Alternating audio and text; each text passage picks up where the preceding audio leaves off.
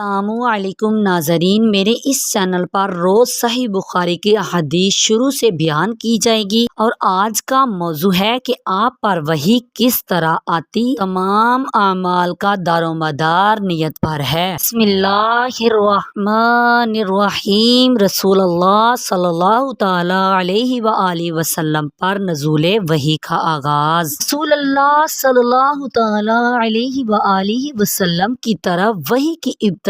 کس طرح ہوئی، یعنی اس کا ظہور کیوں کر ہوا۔ خلیفہ راشد سیدنا عمر بن خطاب رضی اللہ تعالی عنہ نے رسول اکرم صلی اللہ تعالی علیہ وآلہ وسلم کو یہ فرماتے سنا کہ انما الاعمال بالنیات،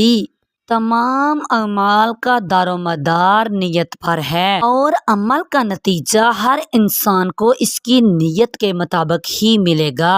جس کی ہجرت ترک وطن دولت دنیا حاصل کرنے کے لیے ہو یا کسی عورت سے شادی کی غرض سے ہو، پس اس کی ہجرت انہی چیزوں کے لیے شمار ہوگی جن کو حاصل کرنے کے لیے اس نے ہجرت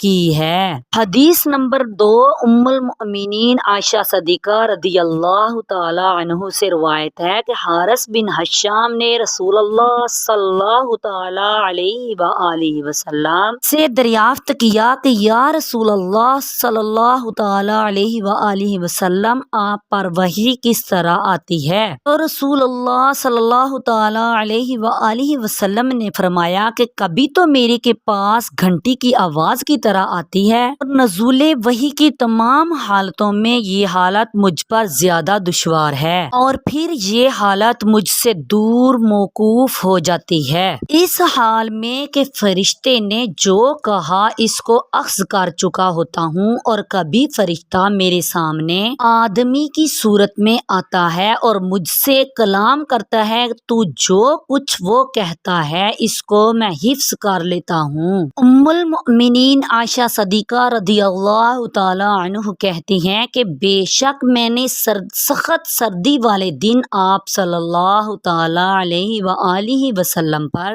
وحی اترتے ہوئے دیکھی اور سلسلہ منقطع ہوتے ہی یہ دیکھا کہ اس وقت آپ صلی اللہ تعالی علیہ وآلہ وسلم کی مقدس پیشانی سے پسینہ بہنے لگتا تھا۔ احادیث نمبر 3 آپ پر سب سے پہلی وحی کیسے آئی اور آپ کے ساتھ کیا ہوا۔ دوسری ویڈیو میں سننے کے لیے میرے چینل کو سبسکرائب کریں، ویڈیو کو لائک کر کے پورا اینڈ تک دیکھیں۔